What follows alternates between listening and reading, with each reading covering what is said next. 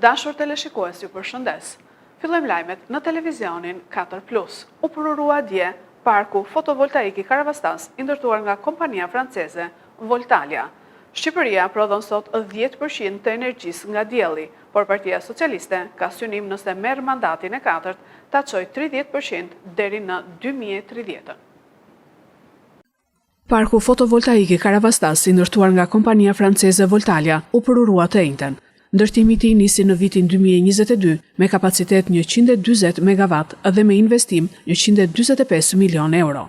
Parku më i madh fotovoltaik në Ballkan, me çmimin në 25 euro për megawatt-orë, prodhon sot rreth 10% të energjisë së prodhuar në vend nga parqet fotovoltaike dhe synimi i socialistëve është që brenda 2030-s të arrijë në 30%. Parku do të ndihmojë në sigurimin e energjisë së vendit, pavarësisht rreshjeve, pasi ky vit parashikohet të jetë i nxehtë dhe i thatë.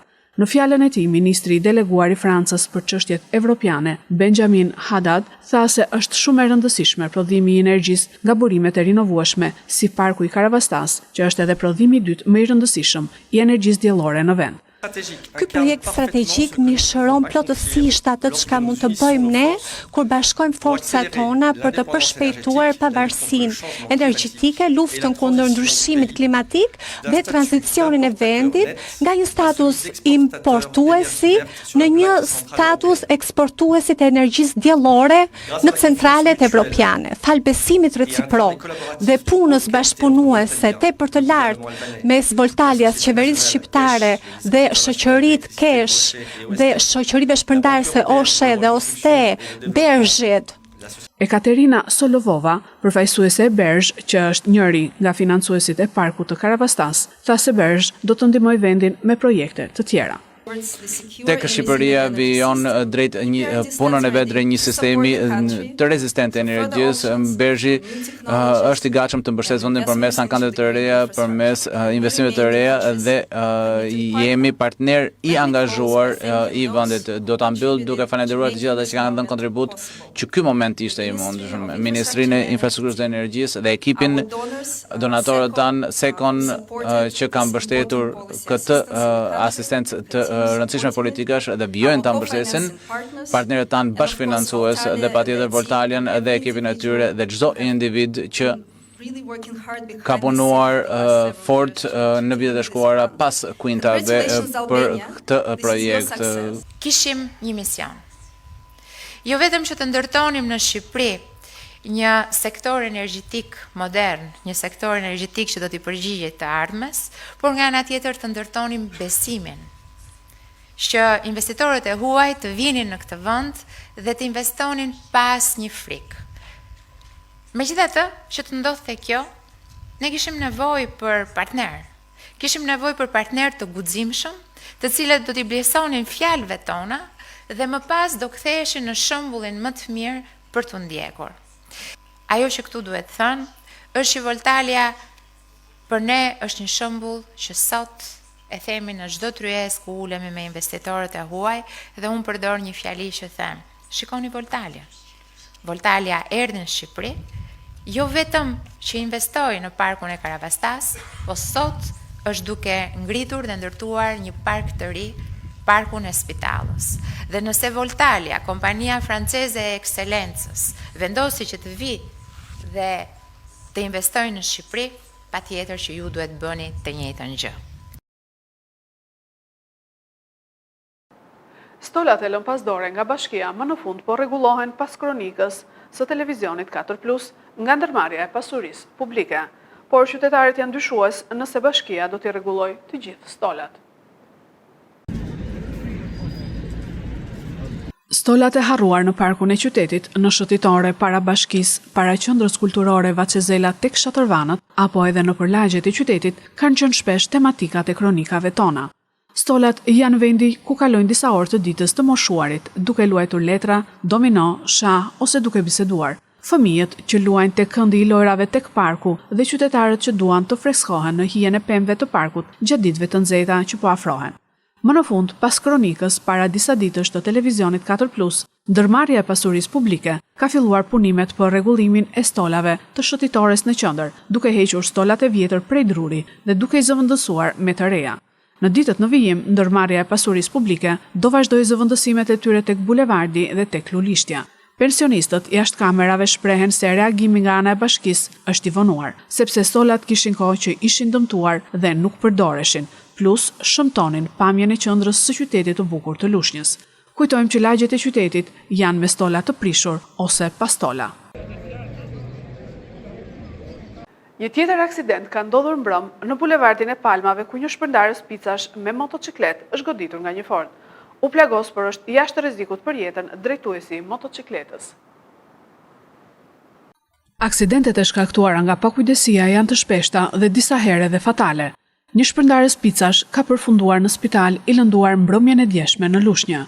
Aksidenti ka ndodhur në bulevardin e Palmave, ku një shpërndarës picash ishte duke kaluar në bulevard me motociklet, ndërsa mjeti tip Ford po dilte nga një parking. Duke pasur shikimin e kufizuar dhe duke dalë me indjetro, drejtuesi mjetit tip Ford nuk e ka vënë re motociklistin. Nga përplasja është lënduar drejtuesi motocikletës, një i ri rreth 30 vjeç, i cili është dërguar me urgjencë nga ambulanca në spitalin e Lushnjës, ku ndodhet në kujdesin e mjekëve jashtë rrezikut për jetën. Policia ka mbërritur në vendngjarje për të disiplinuar trafikun, pasi kjo është një zonë shumë e frekuentuar e qytetit, ndërsa grupi hetimor ka dokumentuar ngjarjen. Është shoqëruar në polici drejtuesi i mjetit tip Ford për të sqaruar rrethanat nën të cilat ndodhi aksidenti. Kryeministri i Kosovës Albin Kurti u regjistrua si deputet të enjten, por ai nuk u përgjigjet mediave për formimin e qeverisë së re. Kryetari i lëvizjes Vetëvendosja Albin Kurti dhe njëkohësisht kryeministri në detyrë nuk i është përgjigjur mediave për formimin e qeverisë apo mundësisë së zgjedhjeve të jashtëzakonshme. Ai nuk është përgjigjur as për refuzimin e ftesës për konsultim që i bëri kryetari i Lidhjes Demokratike të Kosovës, Lumir Abdigjiku, gjatë ditës së martë, as nëse do t'i ftoj partitë e tjera. Të mërkurën Kurti gjatë vizitës në Koshare u pyet nga mediat për refuzimin e Abdigjikut, por nuk pranoi të përgjigjej. Kryeministri në detyrë kishte ftuar kryetarin e Lëvizjes Demokratike të Kosovës për takim konsultues një ditë më parë në 3 orare të ndryshme, por në përgjigje, kreu i LDK-s theksoi se gjua e lëvizjes Vetëvendosja, karshi i Lëvizjes Demokratike të Kosovës, ka bërë të pamundur bashkëpunimin mes këtyre dy formacioneve politike për formimin e qeverisë së re. Kryeministri Kurti u regjistrua të enjten si deputet në Kuvendin e Kosovës, proces i cili nisi në orën 9 dhe zgjati deri në orën 16. Bashkimi Evropian ka 90 ditë për të studiuar strategjitë e mundshme për të shmangur tarifat që Shtetet e Bashkuara u kanë vendosur. Me pezullimin e tarifave të reja të Shteteve të Bashkuara të Amerikës, ministrat e financave të Bashkimit Evropian kanë 90 ditë që të mendojnë se si do të arrijnë një marrëveshje tregtare me Washingtonin dhe si të koordinojnë përpjekjet e tyre për të përballur me tarifa më të larta nëse vihet në plan skenari vendosjes së tarifave të reja nga Shtetet e Bashkuara të Amerikës. Presidenti Donald Trump pezulloi të mërkurën për 90 ditë tarifat reciproke prej 20% që ai vendosi Evropës më 2 prill. Megjithse, një normë prej 10% është në fuqi në shumicën e vendeve të botës. Ai tha gjithashtu se pret që Evropa të blejë më shumë naftë dhe gaz nga Amerika si pjesë e ribalancimit të marrëdhënieve tregtare. Negociatat me Washingtonin për të shmangur tarifat më të larta trajtohen nga Komisioni Evropian, i cili është përgjegjës për politikën tregtare për të gjithë Bashkimin Evropian prej 27 vendesh. Nëse do të arrihet një marrëveshje me Shtetet e Bashkuara për tregtinë brenda 3 muajve të ardhshëm, ndoshta në përputhje me propozimin e Bashkimit Evropian me tarifa zero për të gjitha mallrat industrial, problemi do të zgjidhej, por një rezultat pa marrëveshje është gjithashtu i mundur, i cili do të linte përgjigjen në duart e 27 qeverive të Bashkimit Evropian që do të duhet të ndihmojnë sektor industrial të goditur më rënd. Industritë më të prekura janë çeliku, alumini, makinat, druri dhe farmaceutika. Tarifat amerikane prej 25% janë tashmë në fuqi për çelikun, aluminin dhe makinat. Banka Qendrore Evropiane dhe Komisioni Evropian vlerësojnë se ndikimi i tarifave të Amerikës në ekonominë e BE-s do të jetë i konsiderueshëm dhe ekziston rreziku që Bashkimi Evropian të bjerë në recesion. Këto ishin lajmet tona për sot. Lajmet i gjeni dhe në internet në websajtin 4plusmedia.tv. Bashkë mirupafshim.